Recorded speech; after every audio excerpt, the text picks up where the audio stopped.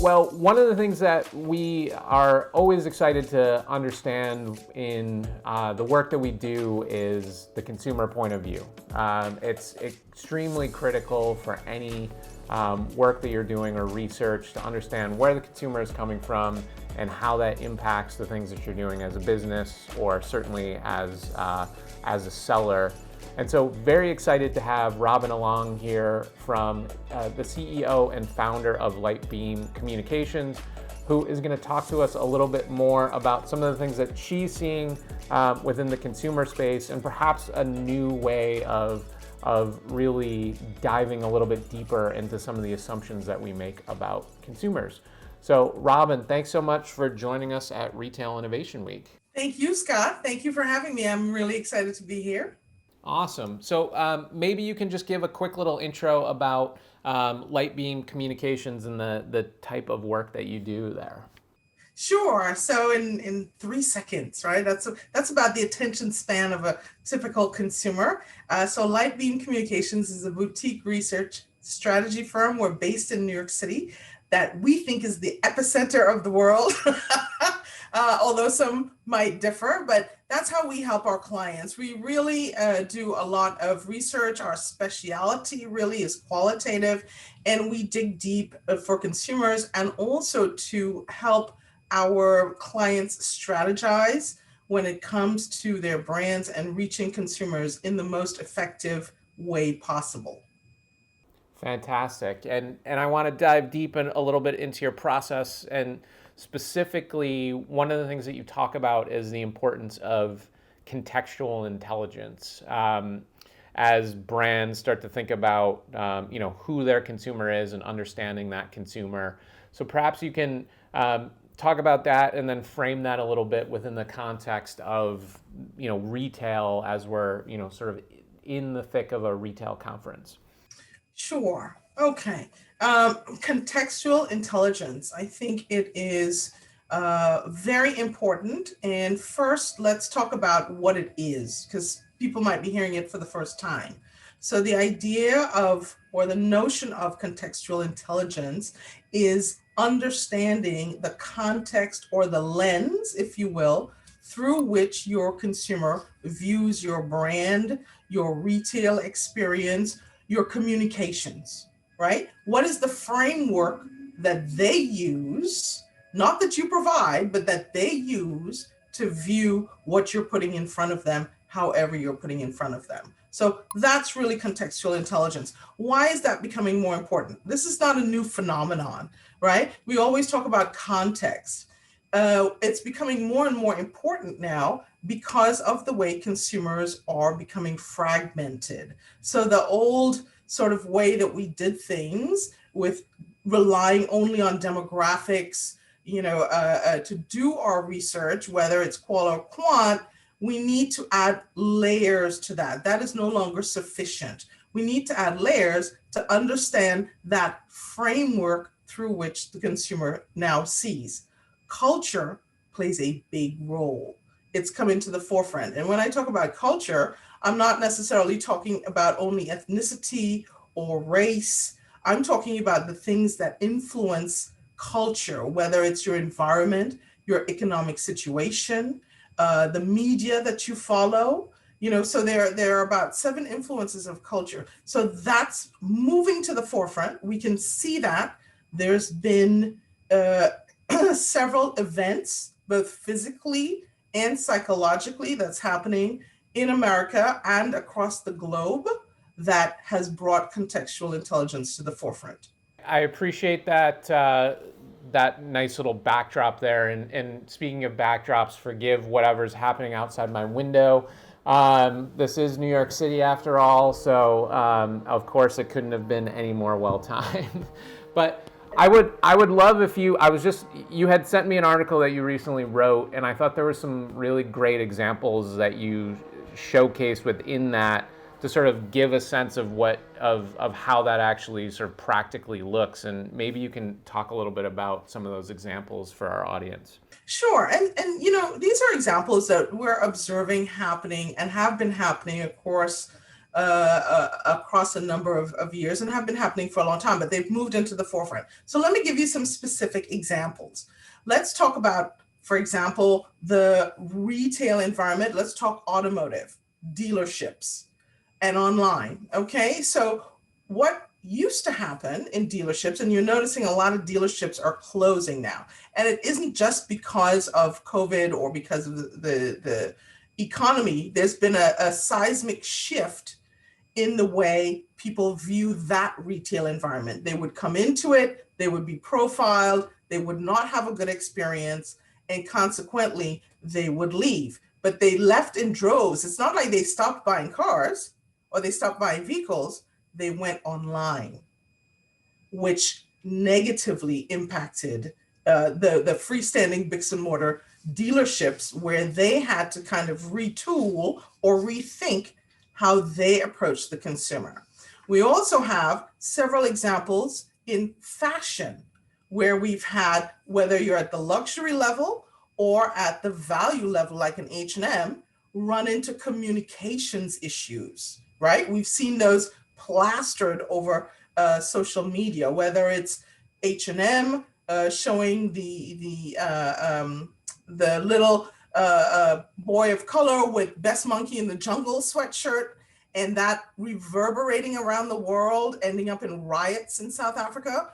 Or we have Dolce & Gabbana at the high end with the Chinese market running into a lot of problems there with their Asian miscommunication.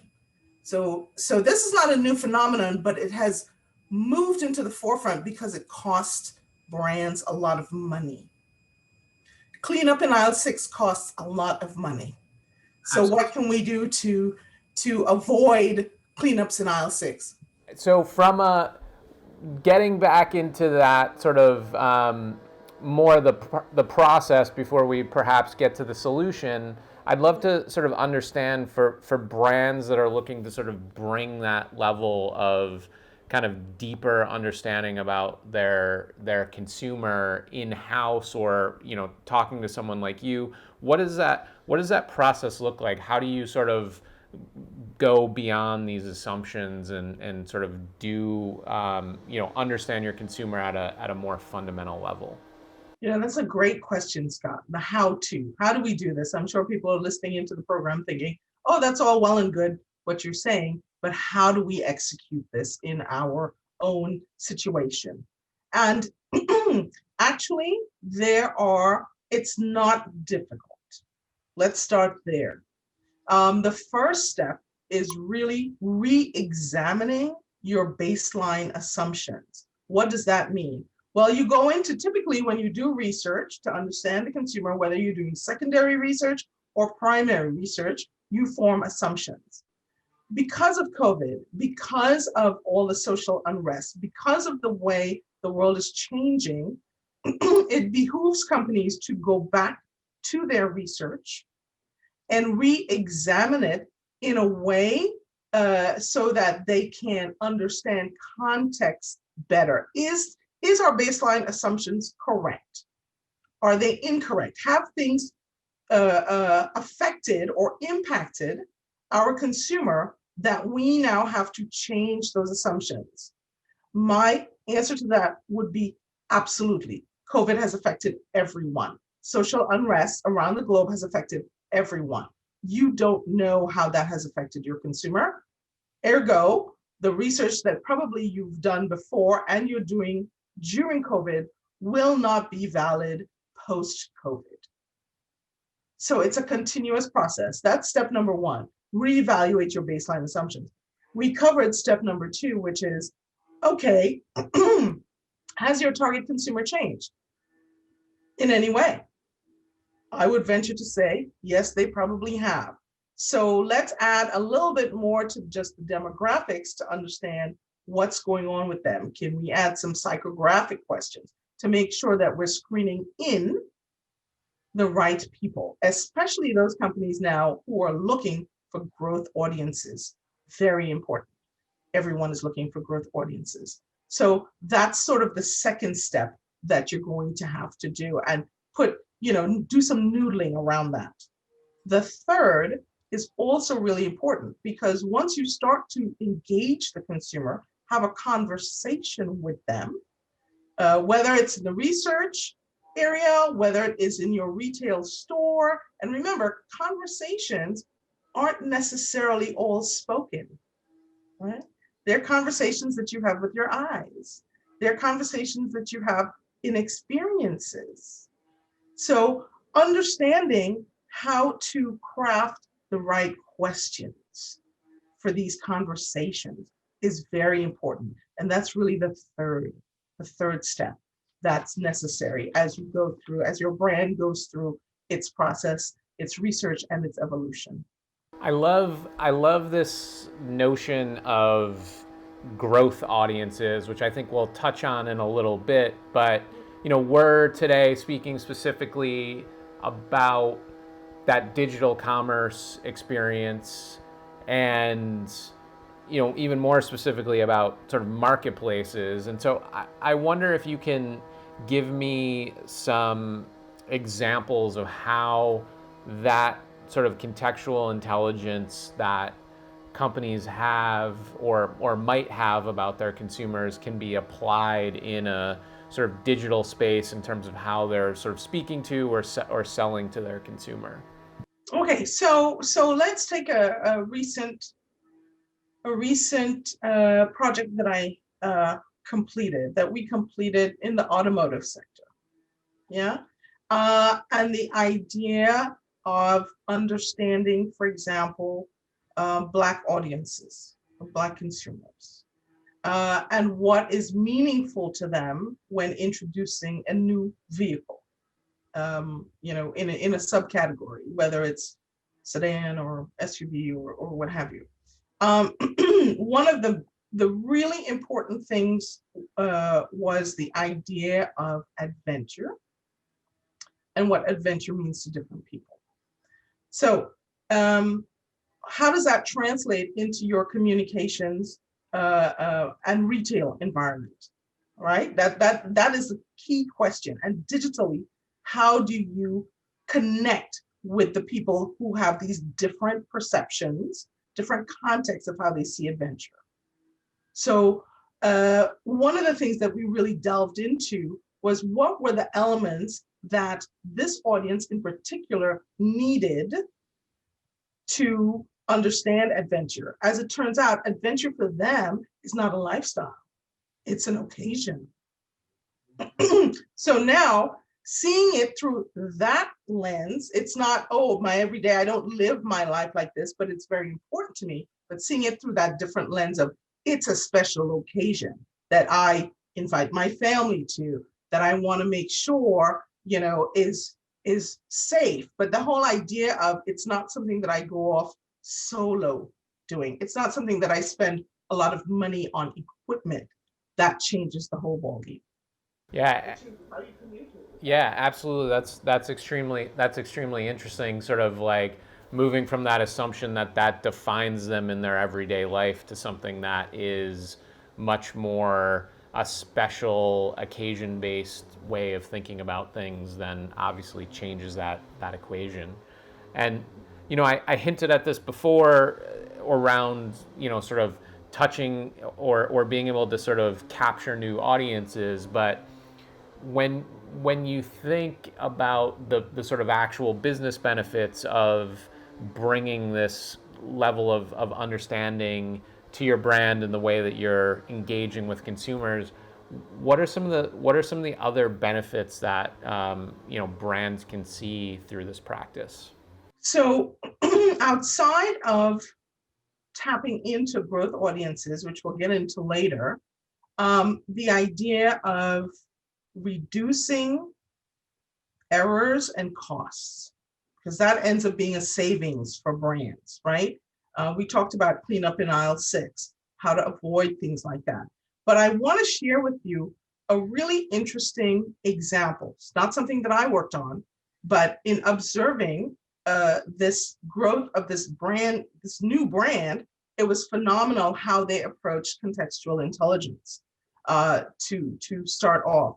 Now it's brought on by a luxury company that everyone knows, LVMH, and it's for the Chinese market. The Chinese market we know is about $62 billion. It's expected to grow by about 34% by 2023, which is a year and a half from now. So just imagine the potential of that market. They went in, and it's a crowded market, with a new brand. But the new brand, they went in first to understand the Chinese consumer. The idea that millennials in China have become very nationalistic or more nationalistic, and they're very patriotic. Okay, what do we do with that context? How do they see things? Does that mean we can take an English product and transport to China and just change the messaging and hope it's going to work? I would venture to guess no. So the brand is called Xiaoling, and it's based on Chinese traditions, specifically on Chinese traditions. And the idea here is, they created this brand with the idea of selling Chinese traditions back to the Chinese in a way that they would accept it, because it's something that they crave, and it's not what typical brands do. They go in and they try to conquer, they try to colonize. Whereas LVMH says those days are over. It's not about colonization, it's about integration. And so this brand right now, they used a 4-pronged approach with social media, which was very layered and took into consideration exactly how social media works in China, which is a little bit different from other places. And right now, I think they started 3 years ago, and sales are doubling year after year. And their plan is not necessarily to go colonize other regions with the product, but the idea is to see how they can integrate it better across the world. That's the benefit of contextual intelligence, the idea of integration, and of course, increasing your profits through integration versus colonization. Yeah, that's a really big mind shift for, I think, businesses to sort of make, is this sort of notion that it's you put something in the marketplace and you just expect that it's going to be sort of because you're X brand, that people are gonna sort of, it's gonna appeal to them, versus more of this. I guess it feels more like a graceful way of doing business, where you're really trying to sort of listen and then figure out the best way to sort of fit your brand into the lives of the consumer that you're trying to sort of appeal to, which is amazing. And then maybe you can just put a little bit more of provide a little bit more information around the sort of notion of growth and sort of reaching new audiences, which I think is really exciting and interesting, especially as we think about how perhaps niche and sort of big some of these audiences are right now. Yeah, that's the question of the decade, right? How do we scale? It's all well and good to listen to, sort of niche audiences, but how then do we scale to increase our profits, to increase profitability? Great question. What we're noticing is, with contextual intelligence, the great thing about that is that when you understand the niche audiences, you can actually connect the dots between them using contextual intelligence. By understanding what moves each one of these niche groups and looking for similarities, to connect the nuances, that is where you're going to be able to scale. You've got to, but first you have to understand, it's almost, for example, just taking an example like COVID, and scientists trying to understand what are the components in order to make a vaccine to scale. That's the same thing as contextual intelligence. What are those individual components that make these nuanced audiences tick?